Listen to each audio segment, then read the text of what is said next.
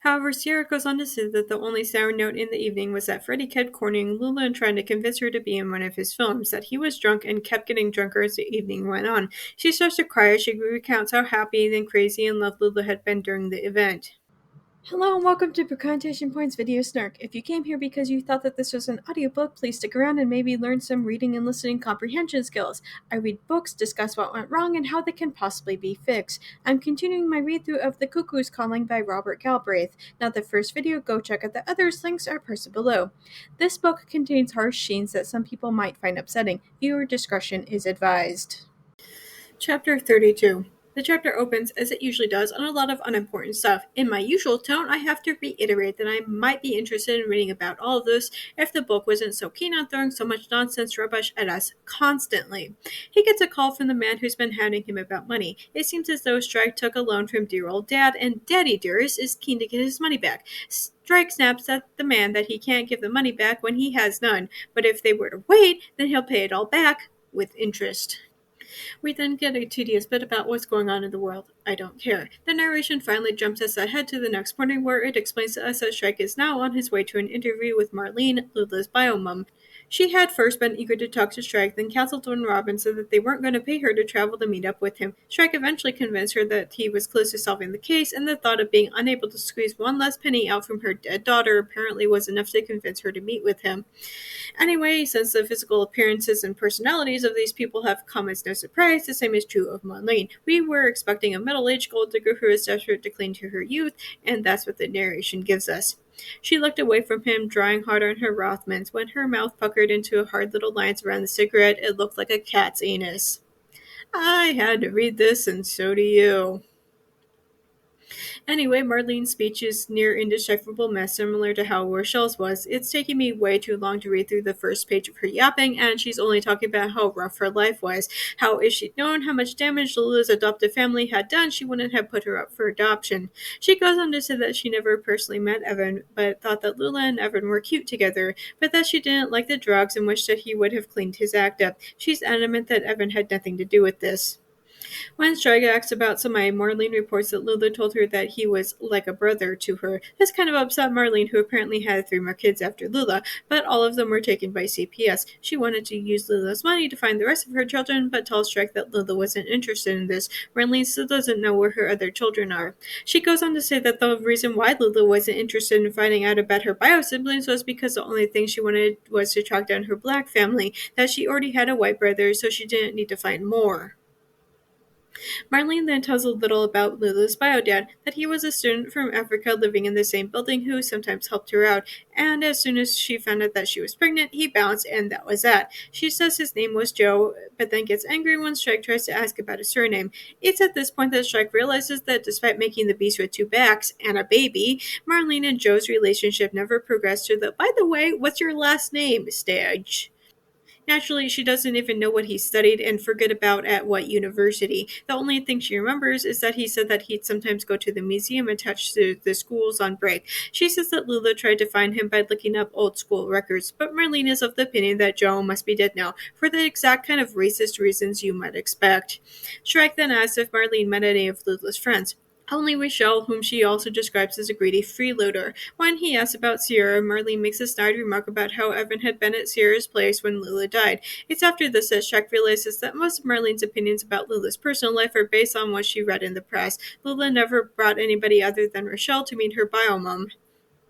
She goes on to say that after finding out about Lula's death, cheering up Tony to ask about the funeral. Tony said that he didn't want Marlene there, which was obviously upsetting to her that she was Lula's mom. But Tony insisted that Yvette was Lula's mom, which is simply so funny to me since Tony never had a nice thing to say about his sister, especially her parenting. But I guess in comparison to Marlene, Yvette is probably the mother of the year. Marlene goes on to say that she did go to the funeral anyway, that despite the dirty looks everybody, including Rochelle, gave her, that nobody actually asked her to leave, that nobody wanted to cause a scene at the funeral. She complains that Lula had promised to look after her bio-mum, but doesn't think that she's going to see a cent now. She asks Strike if it's possible that she would, but Strike says no, not without a will. Marlene thinks that it did exist, but that Lula's adoptive family destroyed it. Chapter 33. The chapter opens up with Robin taking a call from Charlotte. She says that there's no need for Shrek to call back, that the only reason for her call is that she doesn't want Shrek to hear the news secondhand. The news is that she's engaged, which, wow, she didn't waste any time, did she? It's only been a couple of weeks. Either she moves that fast or this is going on while she was still with Shrek. Robin is obviously flabbergasted by this entire thing and doesn't really know what to do. She obviously wants to keep Shrek's personal life far away from their work, but it keeps bleeding over. She also doesn't want to give him the news and she feels like he'd take his frustrations out on her, but eventually decides that if she was in the same position, she'd want somebody to tell her as quietly as possible. Strike comes in then complaining about not understanding the lyrics of a Mac song he heard while passing by a shop. Robin explains it to him and says that she learned this because she was studying psychology at uni before she dropped out. She tells him the bit about dropping out of school in the hopes that it'll level the playing field. She then drops a bombshell of Charlotte's engagement. He responds about like you might expect, cold silence and a look on his face like his entire world is crumbling apart. He's quick to leave the office after that. He goes to the pub where he thinks about Charlotte's relationship with her fiancé. He himself thinks what I'd said a moment ago. It's only been 3 weeks. She must have been seeing this new bloke before she and Shrek had broken up. Shrek sits at the pub and muses about his casual relationship with one Jago Ross, now engaged to Charlotte. He also gets properly wasted, as I think this is right after learning all of that. Robin shows up stating that she wanted to make sure that he was okay. What happens next is pretty much exactly as you would imagine it. He badmouths Jago. He says that he thinks Robin is nice. He complains that he knew that Charlotte's miscarried baby couldn't have been his. She tries to convince him to leave the bar since the bartender has been giving him the stink eye since she got in. The bartender asks Shrek to leave. They eventually leave together and go get food. As they're walking back to the office, he tells Robin about how when he was in the hospital after getting his leg blown off, Charlotte came back into his life. But that quickly morphs into how he knows that Charlotte doesn't actually love Jago, that all of this is a game to hurt Shrek as much as possible. At the office, he tells her to go home, that he needs to be sick now, so she leaves him to vomit in the alley and leaves. Chapter 34. As you can imagine, Shrek wakes up the next morning with an immense hangover. He finds a note from Robin telling him that she set an alarm for 2 p.m. so that he'd have plenty of time to pull himself together before he'd go to interview the two models after their shoot, and that she herself wanted to try and pick up some leads. Shrek collects himself before heading out to a nearby gym to shower and then does some laps in the pool. He fumes a lot about Jago and Charlotte, but I'm not sure that I care. Following this, he goes to the location Somay had given him the other week, where we're slapped upside the head with "Fashion, darling!" Somebody comes in and tells Shrek that he can sit down while the girls are doing their shoot. So he sits and watches the hair and makeup people fuss over the girls. Eventually, Bryony is sent over to Shrek by Somay, where they go into another room. Once alone, Bryony explains that Somay is on edge because this is his first shoot since Lula died. Anyway, Bryony isn't another model but a makeup artist. Not like it really matters much in the long run. She did Lula's makeup for the night right before Lula died. Like a lot of people in her life, Bryony expresses how happy Lula had been the day of, that she, Sierra, and Bryony were giggling over Mac moving downstairs from Lula. There was literally nothing out of the ordinary about the day. Bryony was in the apartment helping both girls get ready for their night out for about 3 hours. But she says that Lula was constantly checking her phone and says that she knows that it was Evan, that she knows that Evan was pissing Lula off since Lula said that she was going to leave her brother everything. But after Shrek questions this, Bryony confesses that she only read about that tidbit later and didn't actually hear it.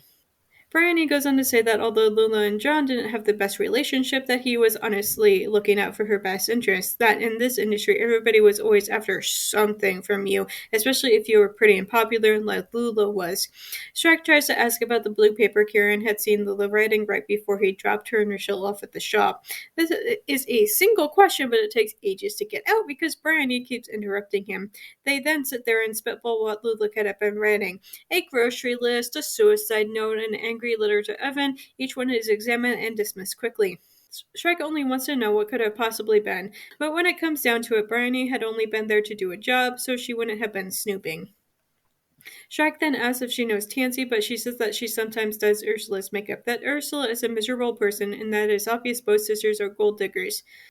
That Ursula had paid dirt with her husband, but that Ursula was still looking for more. She then tells Shrek that once, after having finished putting makeup on Ursula chucked her phone at Bryony and told her to call a cab. Bryony claims that she's dyslexic and accidentally hit the wrong button. The next thing she knows, Ursula is yelling at her after a man on the other end so that he was fantasizing about Ursula. Gross. After Bryony leaves, Shrek tells the readers that she had given him so much more info than she possibly knew. Chapter 35. Strike waits around for the shoot to finish, which takes ages. Finally, Sierra and Strike sit down in the same room where he talked to Brandy. The first thing Sierra says to him is that he looks like his father and comments about Strike's half-brothers. She then has to say something about Strike's mother, who apparently inspired some TV show or something. Strike simply finds the entire thing beyond tedious. Then she gets around to Lula, says that it's good somebody is doing a proper investigation, that Lula was so happy, and then, well... She tells Strike that the week leading up to Lula's death, the two of them had gotten back from an overseas photo shoot. Lula had hooked back up with Evan, and the two of them had a commitment ceremony. She goes on to explain what that is, that Evan took her out to this place, dragged everybody out to the lake in the snow, and put a fancy bangle on Lula's wrist and recited a poem. Lula was so happy, and she recited a poem that she knew while putting the matching bangle on Evan. That it wasn't anything legally binding, basically two people professing their love for one another. However, Sierra goes on to say that the only sour note in the evening was that Freddie kept cornering Lula and trying to convince her to be in one of his films, that he was drunk and kept getting drunker as the evening went on. She starts to cry as she recounts how happy and crazy in love Lula had been during the event. Strike then asks about Freddie saying something to Lula the night Lula died as the girls were leaving the building to go to the club. Wilson didn't know what was said, but so Sierra tells Strike no, that Freddie wanted to get Lula and Mac in a movie together, but according to her, made it sound dirty. He asked about earlier that day when the girls were having Bryony do their makeup. Sarah recounts that Lula wasn't happy, but that she was hardly acting suicidal. She chalks some of Lula's less than happy behavior on the fact that Lula had been to see her sick mom earlier that day, and nothing takes the wind out of anybody's sails faster than visiting your dying mother. Strike asks if Lula had been talking on the phone with anybody. Sierra says no, but then says that Lula kept coming and going from the room, so it's possible. She then says that the only people who were getting excited about Mac's visit were everybody else. Lula was hopelessly in love with Evan, and nothing could possibly change that. He also asks about the blue paper, but she also doesn't know anything about it. Sarah then talks about how she told the press that Lula said that she would leave everything to my brother. It was more of a line taken in jest, that Lula was opening up some designer handbags that Somei had sent over custom-made ones, and Sarah was really jealous because they were pretty, so she jokingly asked if Lula would leave it to me after you die, to which Lula said that she was going to give John everything, but that John could later give Sarah the bags. Strike is like, that's kind of a weird thing to say, but Sierra insists that it was kind of in character for Lula, that the reason why somebody called Lula Cuckoo wasn't because of the actual bird, but the Glock, meaning that he thought that she was kind of crazy. He then asks about Lula and her trust issues. Sarah says that Lula had a difficult time after it came out that Marlene was selling stories to the press about her famous daughter, that she had a few trust issues with Somei because he didn't approve of Evan. Sarah thinks that Evan isn't that bad, but that most people really don't know him, not like she and Lula did. Sarah goes on to say that she was with Evan when they heard the news, that it was awful how quick the press were to latch onto Tansy's story about the argument, saying that it was Evan. Then she invites Somei to come with her to a club to meet Evan finally. He agrees. She then asks Somei if she can wear the dress to the club, to which the designer agrees, only under the condition that she's photographed a lot in it. She tells him that she's taking Strike to meet Evan, although Somei isn't impressed with this, and then Somei insists that Sierra would probably sleep with Strike if given the chance. Thanks for listening to my book Snark on YouTube. New videos are up every Monday, but stick around because I sometimes drop random videos on other days too. Just as a reminder, even if you can't financially support me, there are other ways to help me out. The first is watching this video as well as all my other videos. It's also important to like and subscribe. Finally, you can share this video with all of your friends so that they can help as well.